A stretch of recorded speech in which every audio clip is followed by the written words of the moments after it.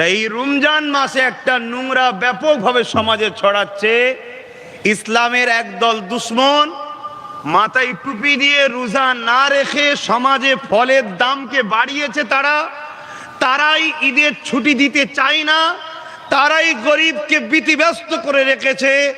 তারা চাই সমাজে ফলের দাম এত বাড়ুক গরিব যাতে রোজা না রাখতে পারে। তারাই আবার সারাদিন খেয়ে এই ইফতার পার্টির নামে মাথায় টুপি দিয়ে ফেক দাড়ি সেজে সমাজে এসে আমার ধর্মের নামে একটা নকল ধর্ম তৈরি করার চেষ্টা করছে। খুব ঠান্ডা মাথায় বুঝবেন, আমার কথায় কি আপনারা বেজার হলেন নাকি? খুব ঠান্ডা মাথায় বুঝবেন, এ ধর্ম আব্বাস সিদ্দিকীর বাপের নয়, এ ধর্ম আব্বাস সিদ্দিকীর দাদরও বানানো নয়। এটা হযরত নবী মুহাম্মদ সাল্লাল্লাহু আলাইহি সাল্লামের দান্দা মোবারক শহীদ হয়েছে, রক্ত ঝরেছে, ইমামে হাসান হোসেনকে শহীদ হতে হয়েছে। তারপরে তোমার হামাদামাতে দাঁড়ি টুপি মসজিদ মাদ্রাসা পেয়েছো।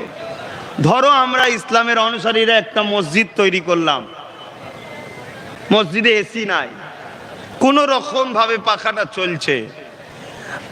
ওই মসজিদে 500 লোক নামাজ পড়তে যায়, ওই মসজিদে যায় আল্লাহকে সেজদা করতে। মসজিদ হালাল পয়সায় তৈরি, পাখা নেই তো কি হয়েছে, সেখানে সেজদা দিলে আল্লাহ খুশি হয়। কিন্তু এই মুসল্লিগুলোকে ওই মসজিদ থেকে বার করার জন্য সুন্দর একটা রাস্তা হলো পাশে একটা দুতলায় এসি মসজিদ করে দাও। কিছু বুঝতে পারছেন? এসি মসজিদ বানাও, কেন ওটাও মসজিদ এটাও মসজিদ। স্বাভাবিক ও মাটি ওই মসজিদ ছেড়ে দিয়ে গরমে পাখার হাওয়া ছেড়ে দিয়ে এসিতে আসবে। ইসলামের দুশ্মনরা দেখছে, ওকে নামাজ পড়তে মানা করলেও শুনবে না, রোজা রাখিস না বললে শুনবে না। ওকে দাও একটা নকল মসজিদ তৈরি করে, যেটা মসজিদই থাকবে কিন্তু পয়সাটা হারাম পয়সায় তৈরি হবে। শুনছেন না শোনেন না? এসি দাও, ওখানে একজন মুয়াজ্জিন রাখো, ইমাম রাখো, ইমামের মাইনেটাও হারাম পয়সায় দাও, মুয়াজ্জিনের মাইনেটাও হারাম পয়সা দাও।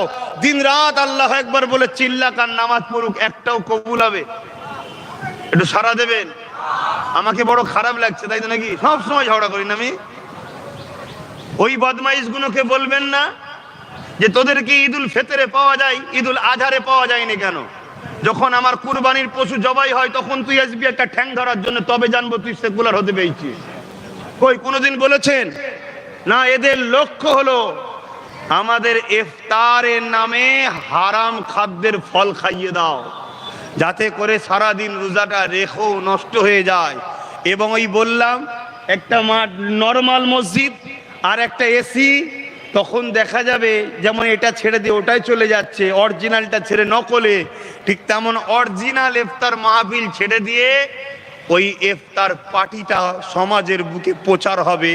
ইফতার ও দোয়ার মাহফিল আস্তে আস্তে বন্ধ হয়ে যাবে। তাহলে বলুন, এরা ইসলামের দুশ্মন না বন্ধু? আওয়াজ দিয়ে বলুন, এরা ইসলামের দুশ্মন না বন্ধু? আওয়াজ দিয়ে বলুন, আরো আওয়াজ দিয়ে বলুন। আপনাদের জান প্রিয় না ইসলাম প্রিয়? তাহলে যদি রোজা রেখে কষ্ট হয় এই সময় চিল্লাতে গিয়ে জান চলে গেলে বেহিসাব শহীদের দরজা পাবেন, জান্নাত যাবেন। আওয়াজ দিয়ে বলুন, যারা সারাদিন সর্বসময় সর্বদিক দিয়ে মসজিদের বিরোধী করে, মাদ্রাসার বিরোধী করে, মুসলিমরা শিক্ষিত হোক চাই না, মুসলমানদের ছেলেরা গোলাম হয়ে থাক এটা চাই, সর্বদিক দিয়ে যারা আমাদের কম করে 12 থেকে 14 ঘন্টা কোরবান যা কামেনা লালের কদমে আব্বাস সিদ্দিকীর জানমাল, আমার পরিবার, আমার নসল, আমার বাচ্চা সবাই কোরবান হয়ে যাক। 1500 বছর আগে আমার নবী শিখিয়ে দিলেন কি, যে তোমরা রোজা রাখো। আমরা পশ্চিম বাংলার মানুষ 12 থেকে 14 নয়, 15 থেকে 16 ঘন্টা শুকিয়ে থাকি। জোরে বলুন সুবহানাল্লাহ। হায় হায়, ডাক্তার বলছে, তাকে জিজ্ঞাসা করা হচ্ছে কতদিন শুকাতে হবে?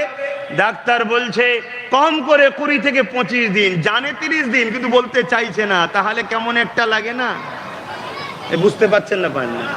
জানে 30 দিন, তারপরও বলছে 20 থেকে 25 দিন। কিছুদিন আগে করোনা হয়েছিল না, মেডিকেল কি বলছিল ডাক্তার?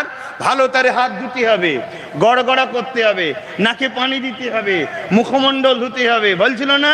আরে জানে উজু করলেই মিটে যায়, তাও বলবে না উজু করলে হয়ে যাবে। শুনছেন না শোনেননি? কত ঘৃণা যখন আছে।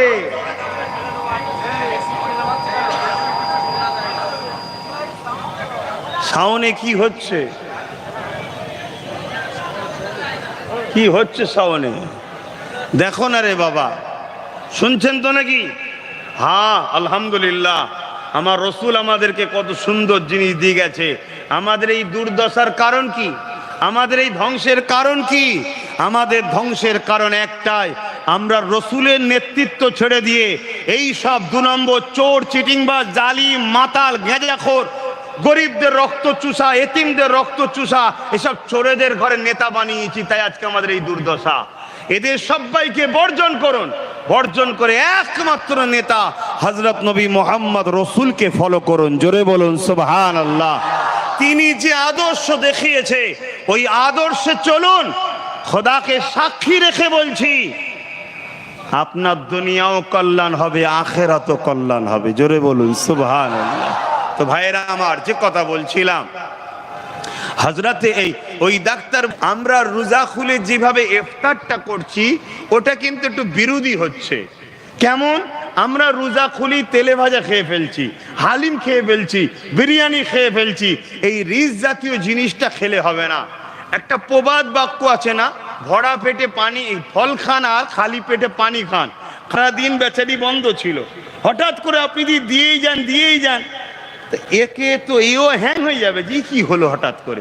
ওকে আস্তে আস্তে দেন, ওকে ভাবান যে এবার দেওয়া হচ্ছে, তুমি রেডি হও, তবে তো সে বুঝার এত উপকার।